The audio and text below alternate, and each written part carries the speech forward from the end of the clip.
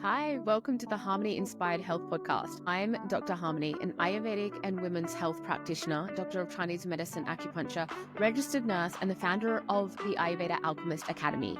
This podcast is where Ayurveda meets modern science, where ancient wisdom empowers women's health, holistic healing, and soul-led success. Because true wellness is about more than just green smoothies and yoga poses.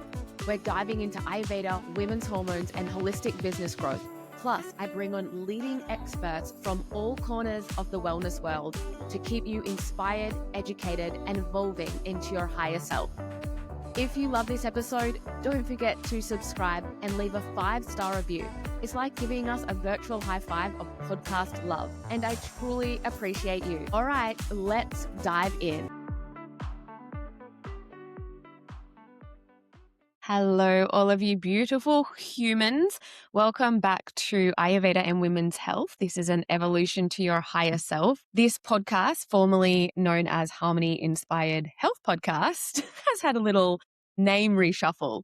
And I am really looking forward to the direction of this podcast and how I really want to expand it. But there is something else that I have also had big visions for a really long time and really wanted to expand, but I really needed that angel to come into my life and help me do it. And I'm going to introduce you to that angel today because through this journey of expansion, with the Ayurveda Alchemist Academy, which you know is my beautiful baby and just dharmic path in this world, I have called in some help, and she's more than just a help. She is, like I said, our angel, and her name is Jasmine Grace. And I want to introduce all of you guys to Jasmine because she is now the co-owner of the Ayurveda Alchemist Academy. So welcome to the podcast, Jasmine. Thank you. I'm so happy to be here. And you're just as much my angel, just so you know. So you have so much experience and you've been able to bring so much beauty and wisdom and amazingness into the academy. But I want to go back before we even met. I want to go back to the start of your journey because it's really sometimes like in Ayurveda, in this modern world in Australia, especially on the Gold Coast, when I first started, there was no other Ayurvedic practitioners around. Like I felt very isolated in this. It had its advantages because, I was known for Ayurveda, but it was very isolating. And that was sort of one of the drivers behind the academy because I knew all of this information needed to get out to more people. And I also wanted to support other women in learning this, but I also wanted a community because community has always been so important to me. And so when other Ayurvedic practitioners came into the community, I was so excited because you can start to speak a different language with these people because not many people know the language of Ayurveda. True. And you just came in, like I said, like this goddess, like this angel, and come back to the Gold Coast. You're originally from Australia, but you had spent many years abroad in the States. I would love to learn and know more about your journey before you got into Ayurveda and how you actually got into this space. I always find it so interesting. Yeah. Well, my very first experience was actually through meditation. But even before that, when I was a little girl, my mum used to take me to these yoga classes led by this monk in yellow or orange robes. And I would go there and I wouldn't practice, but I would sit there and he would teach all these adults yoga and keep his eye on me because I was quite young, probably shouldn't have been in the class, but he literally gave me like this eye contact that always intrigued me. And I used to really enjoy going to this yoga class with my mom because I got to see the bald-headed monk in orange robes, right? So from an early age, I was around a lot of the yogic wisdom. And then when I was about 11 years old, I learned the transcendental meditation, which was probably one of my saving factors, protective factors of my childhood, which was quite up and down. But that one practice of meditation, that coming home to the breath and the mantra really taught me how to regulate myself and also that deep sense of being always exists in us if we are able to be still enough to realize that. So at a young age, I was surrounded by meditation, yoga. And it wasn't until I was really, and in my teenage years also, a lot of meditation, but it wasn't until I was a teenager that I started practicing yoga with my best friend, and we would go to yoga classes, and but always very connected to nature, lived a very alternate upbringing, lived in a double-decker bus with no running water on a big block of land. You know, it was quite a journey, another story in that. But throughout that time, my mother was a nurse and also studied to be a naturopath. So very, you know, a lot of information there about wellness and well-being and spirituality and all of these modalities. And then when I was 16, I got a scholarship with Walt Disney Corporation to represent Australia, to also embody world peace. So not a beauty pageant at all, Level but 11, you were doing and transition, world peace. and now you're like going on about face. Who are you? I know, right? So I was very, and how I got that scholarship is, I have to say, I mum gave me a copy of Louise L. Hay's book, You Can Heal Your Life, and also a copy of Creative Visualization by Shakti Guan. And so when I applied for this scholarship, I applied the principles of creative visualization, seeing myself up there, getting the award, winning the scholarship, which basically changed my life and trajectory of it. And so I use these like concepts of creative visualization to see myself winning the scholarship with Walt Disney. So I went to America when I was 16, and that led me to and opened my eyes at a very young age to what was possible. It was with Walt Disney Corporation, right? So if you can build it, if you can dream it, you can build it. And all of a sudden, like the whole world just popped open. This little girl from, the Sunshine Coast, winning the scholarship and going to America by herself at 16. It was an amazing, amazing experience. So from that, I decided to basically stay in America and finish university. I went and got my degree in massage therapy, shiatsu, aromatherapy to put myself through university. I worked for chiropractors. I worked um, for clinics and really like kind of live that space. And part of my massage therapy school, which I did when I was like 18, I won't say how old I am now, was writing a business plan. And in this business plan was this wellness center that was massive. It integrated holistic health, naturopathy, all of the modalities along with the medical practices. And it had a beautiful cafe and a store and and in the middle was this big, beautiful waterfall with amethyst crystals. And I wrote this business plan when I was 18 years old. And I just knew that, like, at that age, what I wanted to do. But all of this was kind of pieced together, right? Like I was like, okay, like I have this was, and I did that. I went to school and, went to college, university. And in that time I opened a business as well. And the business was called Being the Art of Living.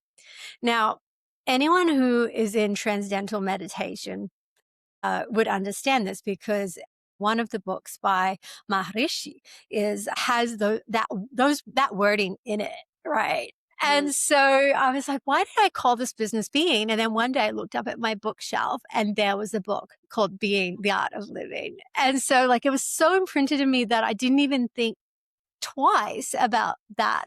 But this business was all about, if your home feels good, if your space feels good, so do you. And I think Disney instilled in me a lot of what, here I am, just 21, opening this massive business. And so I had a beautiful experience with that.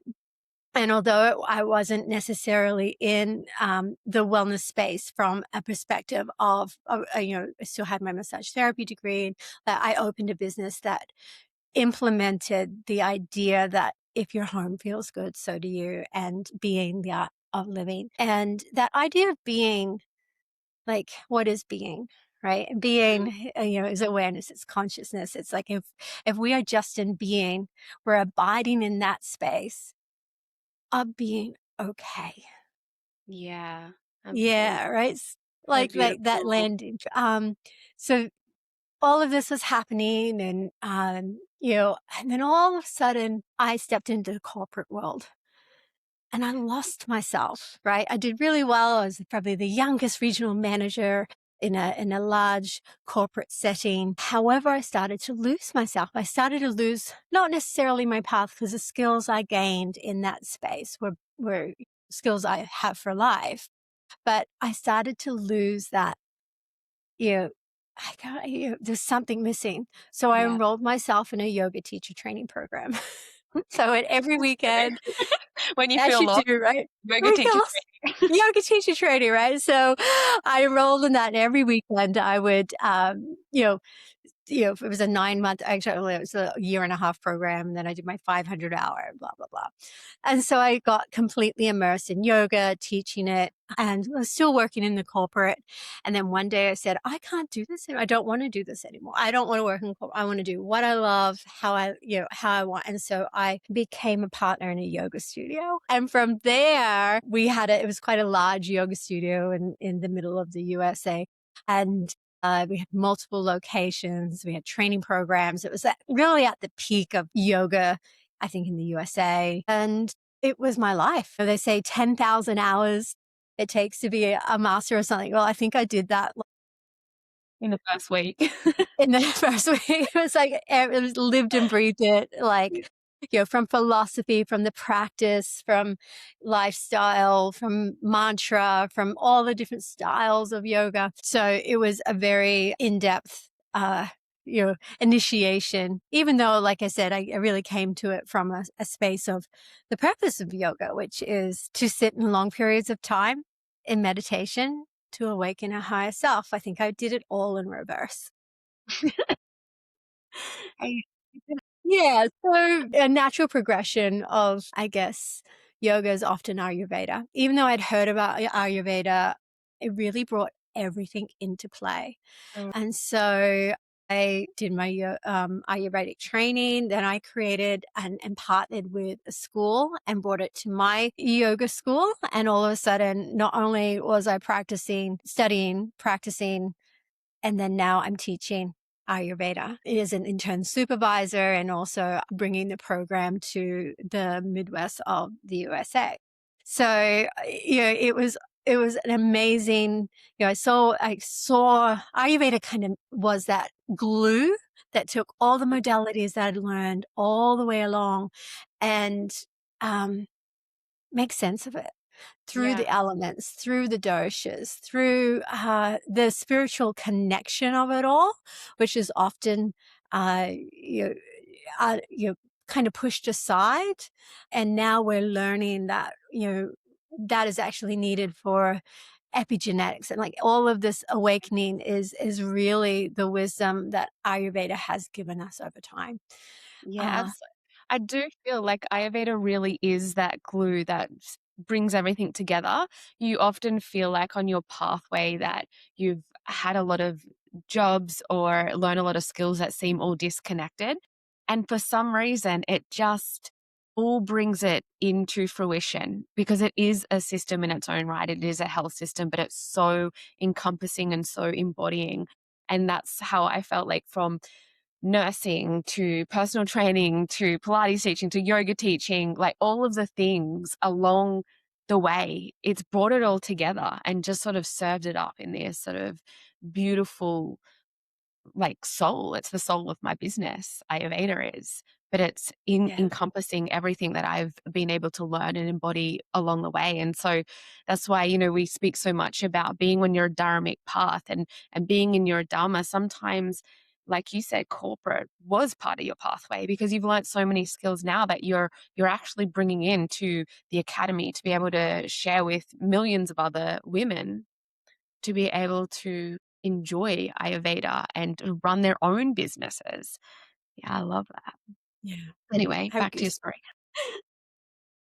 Well, yeah, I was just thinking that we do go off our path sometimes, right? So, my story has not been all rainbows and butterflies as I would Mm. expect yours has not been, and most people who are watching this, like, we all have times where we go off our path that, we have and I don't know if it's off our path more so than like it's part of our journey to help Yeah. us understand that which we need to heal within ourselves, Mhm. that which we need to awaken or transmute so that we can be a higher version of ourselves for ourselves, for Absolutely. no one else but for ourselves. So I've had plenty of situations where I've had anxiety, I've had depression, I have been in difficult relationships. So I've experienced those things. I've had digestive problems. So I had chronic illness. So all of those things have arisen over the time. And it's through coming home again and again to the wisdom of Ayurveda that of being able to bring myself back on my dharmic path. And that's the beauty of Ayurveda.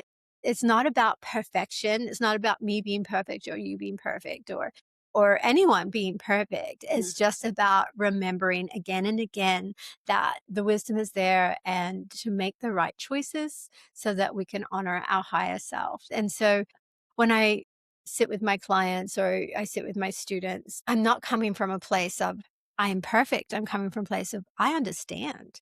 Mm. I've been through that. I've lived through that, and here are some tools, some resources that Ayurveda provides us.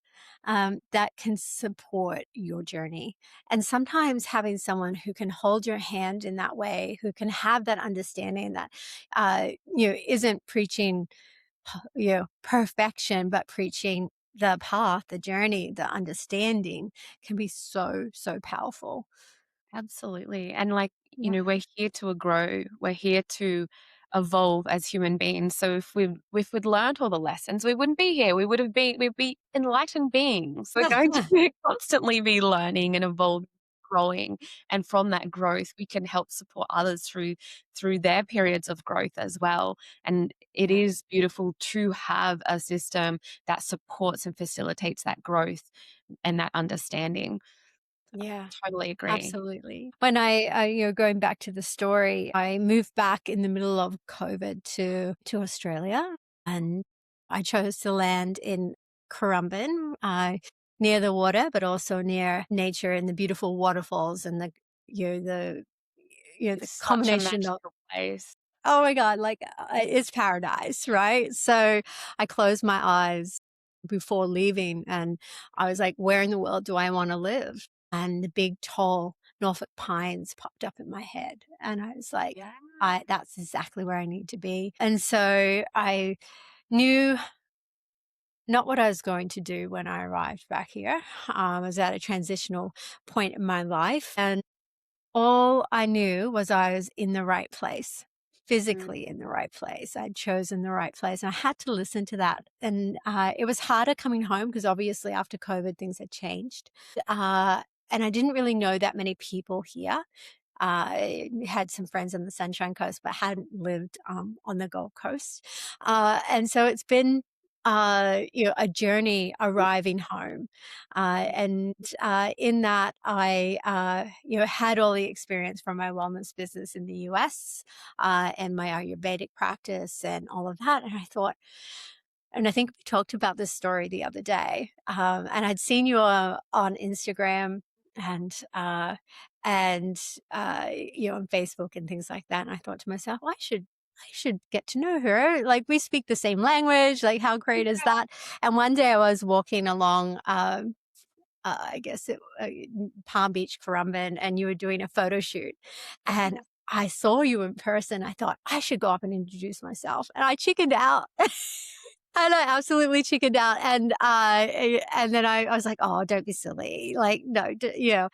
And then eventually along the way, we've met, and I thought I was at a point in my career here where I just finished a major project, and I was like, "Okay, now's time to look at relaunching the business." But I didn't want to do it on my own. I'm at a point in my life where partnership really matters and balance really matters. And I know what it takes to do a business on your own. And I thought, why don't you just reach out? But then you came to a retreat that we were holding Yeah. and we just magically met. So Yeah. that's really, really the path that, that's there. And I'm so grateful because it's been what, a couple of months now. And in it, yeah. 7 months or so, yeah, but that whole Yeah. time as well, I was, saying to so many people around me, like, "I have such big visions for the academy, and I want it to expand, and I know how amazing it is and how it's supported so many women thus far, but I feel like I've taken it to where I can take it on my own." And I Yeah. really wanted to call in the perfect person that would take it on as their own as well. Like when someone starts a business, has been running it for a while, and someone else comes in, it can feel like it's almost disjointed a little bit, but that never happened for us. It was you came in, it was your baby, it was my baby as well, and we just brought it together and we really Yeah. rebirthed it and We relaunched it, have. keeping the same name and the essence of it and the values of it, but it really is this new entity because it's our both of our energy and both of our wisdom and both of Yeah. our dharmas sort of coming together. It's sort of been like this spiritual awakening of the Ayurveda Alchemist Academy. But yeah, I just remember thinking like, I'm at this point now, like there needs to be a turning point somewhere here. I don't know what direction to go in. Yeah, and then I remember I was actually running a course and another facilitator was teaching for the next hour, and I was, on Instagram because I was taking some reels of the course, and I just scrolled past, you launching that day retreat, or no, was it 2-day retreat? And I messaged you, I was like, "I'm gonna come," like, "We can finally Yay! meet in person," and yeah, that's sort of where we hit it off, and then had It a was. coffee at our favorite coffee shop together. I And know. because you mentioned, she's like, "Oh, I've got something to chat with you about." And I had really no idea. I thought it was gonna be like running a retreat together or something like that. And you're Yeah. like, Yeah. "Hey, how's about we do this thing together?" And I was like, "Yeah." This is what I Yeah. was like at first really anxious and nervous, I won't lie, because it's like, "Oh my Yeah. god, like this is huge," but at the same time, I like, "Harmony, this is exactly what you've been asking for. Like, this is what Yeah. you've been Yeah. asking for." So, yeah, it was such a beautiful connection, and I think we both what when people ask me, like, "How is it, having someone else come into the academy?" I always say, for me, it has been absolutely amazing because we have the same vision. It's crazy to Yeah. have the same vision with someone, and I think that's This so was. important Mm. in all Yeah. partnerships, whether it's with your romantic partner or, any sort of partnership that you wanna grow something together, whether it be a family or a business, and for us to sit there and just riff out our ideas and our vision and be so aligned with that, I was like, yeah, this is gonna go well. So I I would love know. to ask you, with all of your experience, because you've been walking this path for so long, what Yeah. do you believe? Or first of all, actually, let me just ask you, what did you actually see in the Ayurveda Alchemist Academy that made you want to step into a role within in this? Like, what did you see in it? I saw multiple things. One, I saw you, Harmony, which I just wanna, like, honor you. And like I said, I'm very much in a supportive place in my life right now where I wanna support people and places that I believe in. And second of all, I could see what the academy was trying to and also already achieving, and that we had a very similar message, a very similar real world application of Ayurveda. So although definitely I have studied, you know, I've studied the Vedas. I've studied like the history, philosophy, the spirituality, the religion. I've delved deep, traveled to India multiple times, like groups to India, like done all of that. But what I love is our real world application of that Ayurvedic wisdom. And I could totally see within the academy alignment of values, alignment of mission, and we've actually grown that mission and vision Mm, together. And we, like you said, have birthed something that is filled with our years of experience of modern day living, but infusing it with ancient wisdom that is timeless, spaceless, and ever pertinent for today. Yes. And so that piece, and also I could see like the education side of Ayurveda is truly my passion. Love, I love the aha moments that we're getting from our students, Mm, when they're like, "It's so starting to magical. click," and it's so magical because they all of a sudden realize how powerful this wisdom is and Mm, simple. But all of a sudden they're clicking, they're like, "I get it now." Like I can, I can understand and I can see how this wisdom can empower individuals to live a healthier life and therefore a more connected and whole life. yeah, and then when they Um, bring yeah, back stories about the clients that they've served and helped, it just never gets old, as in, like, the feeling yeah, of absolute gratitude and just glee, I guess. yeah, absolutely. I would love to ask you as well, what do you believe modern women in business or just modern women in general in our lifetime are getting wrong about health, and how does Ayurveda help shift that paradigm? Yeah.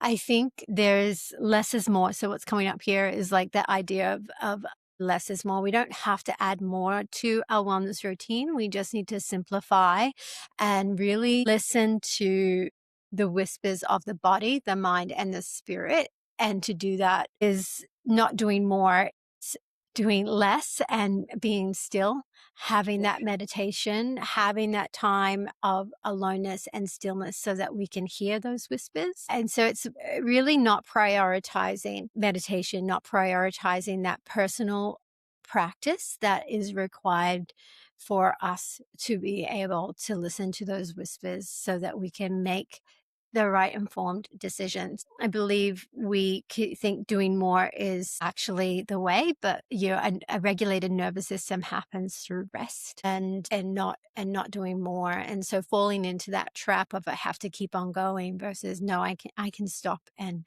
pause and recalibrate and then move forward with regulation and awareness and Ayurveda helps us do that. So I think we're really getting out of that glorifying busy and ensuring that we have that balance. Yeah, beautiful. And I feel like people who may have just touched the surface of Ayurveda are probably surprised at the answer that an Ayurvedic practitioner is saying actually do less, because a lot of people feel like, oh, I'm going to go see an Ayurvedic practitioner and they're going to give me a list of things to do. You know, we call it dinacharya, our daily routine, and it's going to Mm. start at 3:30 in the morning and not end till like 10 p.m. at night and all this kind of crazy stuff. I've got to do the meditation, the breath, the herbs, the this and then that. But what is at the core of Ayurveda is understanding everyone's individual constitution and their capacity. And Yeah. so, what Ayurvedic Yeah. practitioners and consultants help you do is to find a beautiful dinacharya daily routine that's going to support you in this modern world and your nervous system. And a lot of the times, for some certain constitutions, such as the Pitas, who might be packing everything and all the new trends into their wellness routine, like going and doing the sauna, then followed by the ice bath, then going for a run, and then going doing some yoga, and like it's overwhelming them in their system. What we Yeah. do is actually, remove a lot of that stuff and be like, no, you don't need all of that. And so doing Yeah. less, but doing the right thing for your constitution is is so important. I think that's what Ayurveda really helps us to do and to understand, is that we are so individual, and so is our routine, and so is our health Yeah. journey. And it's not some trend on TikTok. It is actually real life. And I Mhm. think that is the beauty of Ayurveda. And that's why it's been around for 5,000 years old, guys. Like, it is an old medicine, an old health system that is not going anywhere, because if it was going to go somewhere, it would have already been gone. It's been here for. So the individualized pathway. It's also about what's going on in your life at a certain time. So if you're a brand new mother, what you're doing is going to be completely different than if you're in corporate, Australia, America, wherever you're listening. But if you're in corporate and you're fighting hard every day, so it's like you know what I'm saying. Like it's Yeah. yeah, yeah. So we really look at where people are in their time of life. What are all the influences? If you do an intake with us, we ask a lot of questions, and the questions that are very important to understanding what pathway is right at any given time. Yeah. Well, actually, I do want to touch on that because it's something you brought up with the students the other day. Like, a lot of the listeners to this podcast have probably heard of the doshas, our Ayurvedic constitution, and we talk about Vata, Pitta, and Kapha, and how we've all got an individual, unique combination of those three doshas. But what they might not understand and know is that we also use the doshas as a concept to look at the stages of life. So I would love for you just to speak about the three stages of life according to Ayurveda, from, Kapha being sort of that growth stage, and then moving into those different doshas, or how those doshas are represented in the stages of life is what I'm trying to say. Yeah, absolutely. So, Regardless of your begin with individual constitution. yeah, so, like, the couple time in life is, like, from birth to, your teenage-ish years, and, here you're still developing, there's a lot of mucus, it's like it's really about learning and developing. Then you move into your pitta time of life, which is about doing. There's a lot more, pitta is fire and just a little bit of water, right? So it's like that drive for life, that creativity, that creating things. And it's also parenthood. It's that time of life where there's a lot of doing. So Mm, kapha is developing, and kapha is water and earth, so it's all the qualities of water or earth. And then pitta is your fire and water, and it's your doing years, your creating years. And then you move into vata, your retirement years. And here you've got, you know, the wisdom stage. You're passing on the wisdom, you're becoming the grandparents, you're in you're completely different era. So that's the cycle of, you know, life.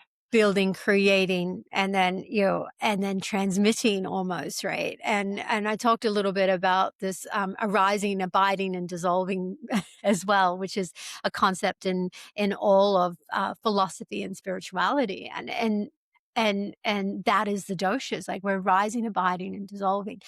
And so with these stages of life also come predominant health issues or awarenesses that we need to pacify or bring into balance. So, we look at each one of those so that we can understand that although we may be high pitta in the vata time of life, if our constitution is pitta and in the vata time of life, then we have to take into consideration the vata time of life, because we're going to have more dryness. We're going to have more sleeplessness.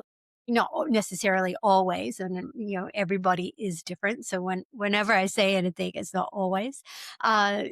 It's so understanding that brings a lot of wisdom into knowing how we can bring balance into our body, our mind, and our spirit, and honor the time. Like if we're going through menopause or perimenopause, we know what is going on. So instead of it, there's something wrong with us, we just understand from an elemental quality that we are we have to take that into consideration and balance it out with the appropriate protocols, herbs, diet, nutrition, lifestyle choices, meditations, body work, oil, like, it's all of those things that we can bring into balance. And we have less symptoms that will arise because we're constantly alleviating any aggravation that our doshas may be experiencing, our doshas and our vikriti, our current state of those doshas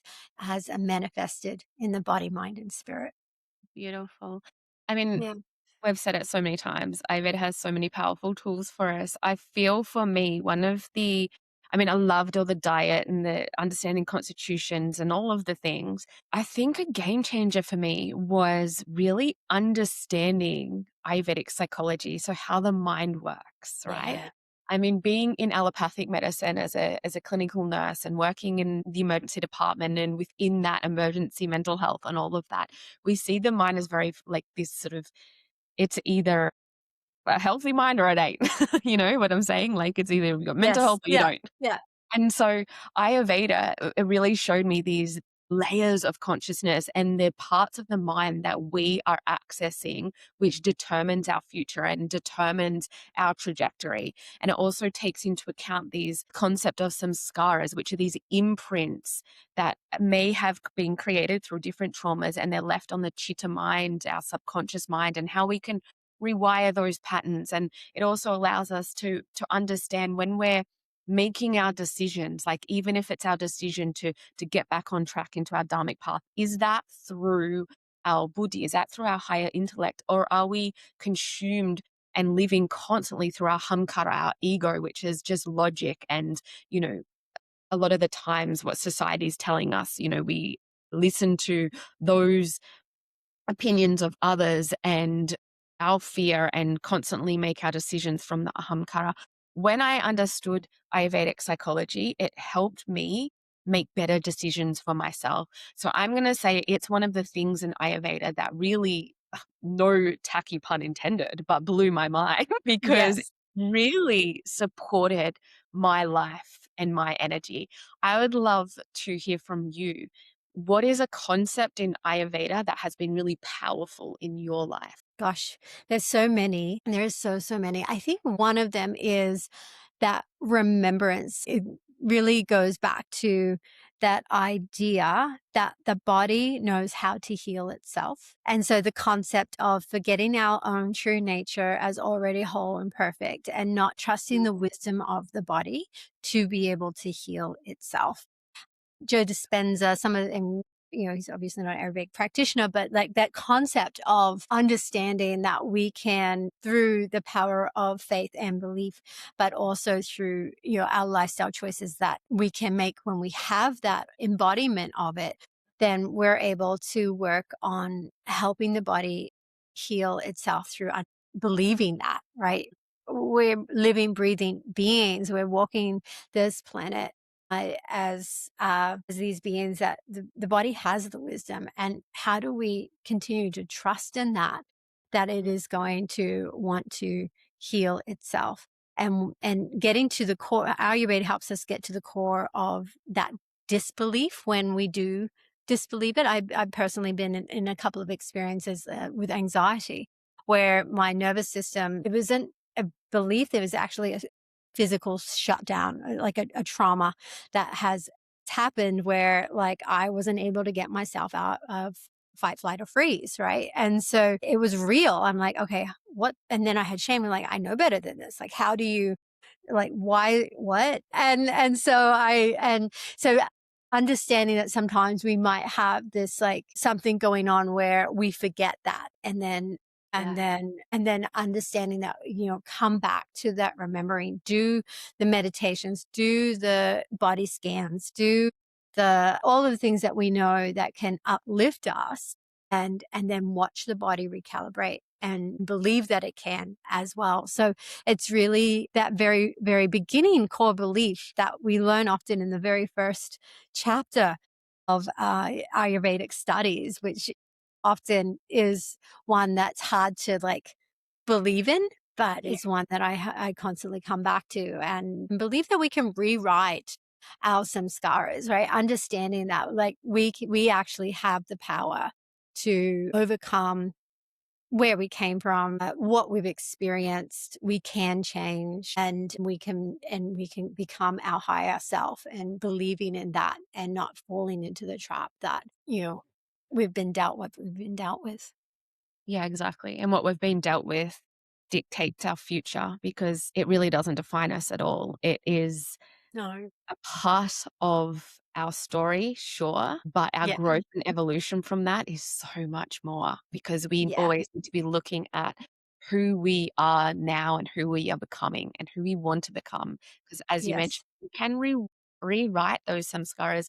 We can rewrite our story and we can rewrite our health and we can move through dis-ease if we really believe in the power that is within us, that innate power that our body can support itself, our mind can support our direction in life. I love that so much. And talking Yeah. about direction in life and support, I want you to fast forward 5 years from now. What Mm. does the Ayurveda Alchemist Academy look like? Uh, and I role most excites you in the evolution?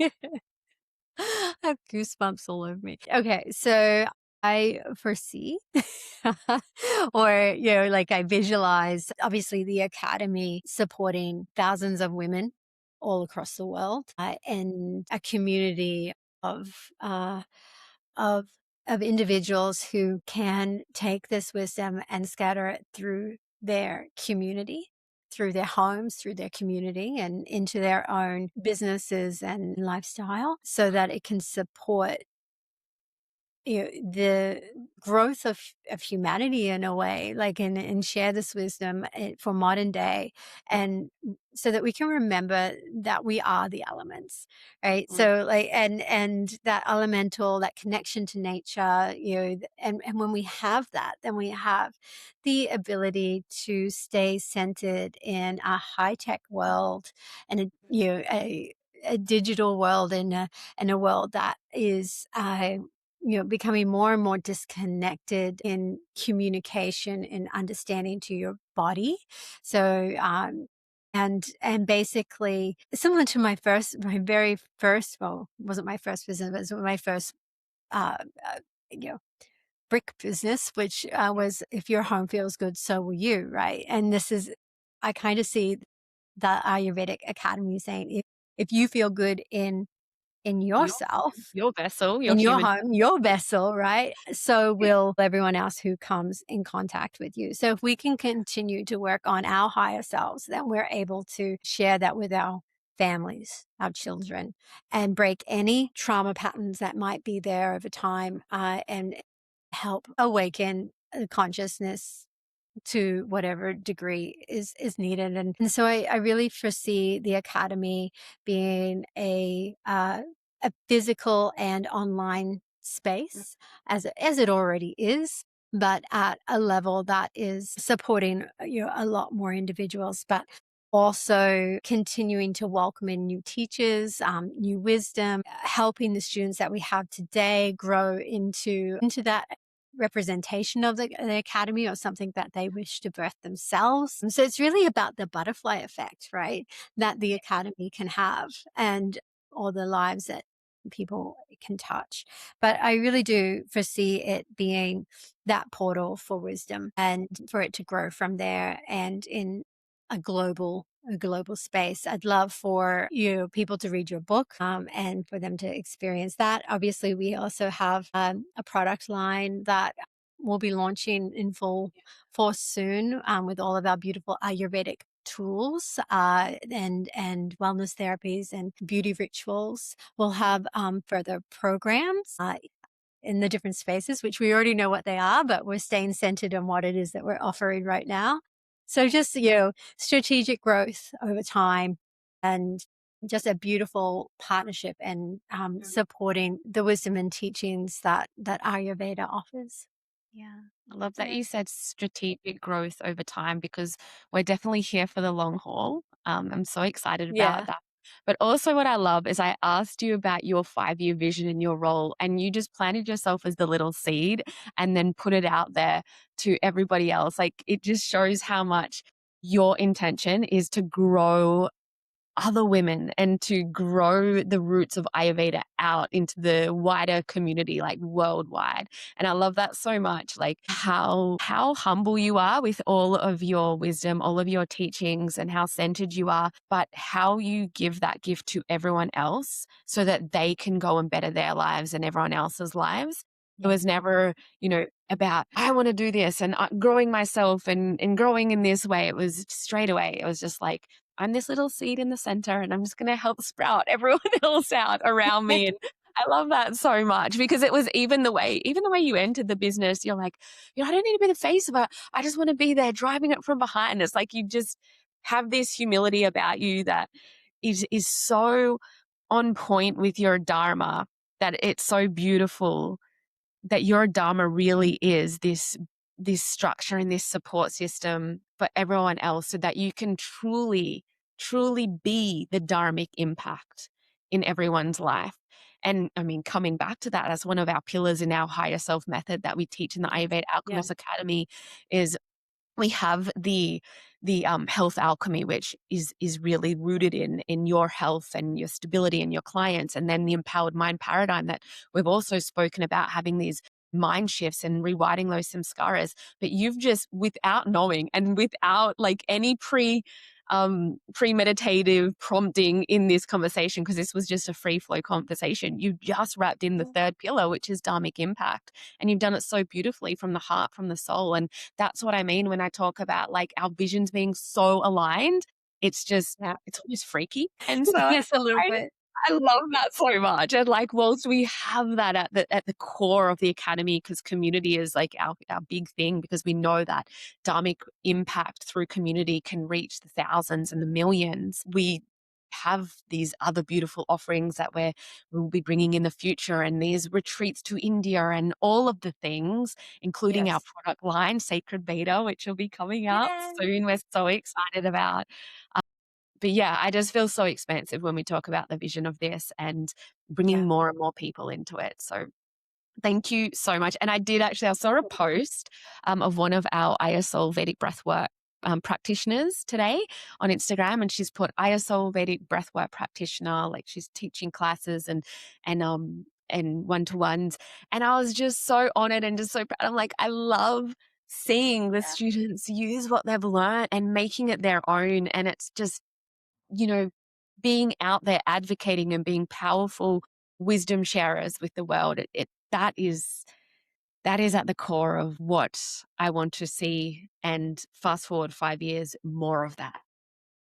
Yes. Yeah. That butterfly effect.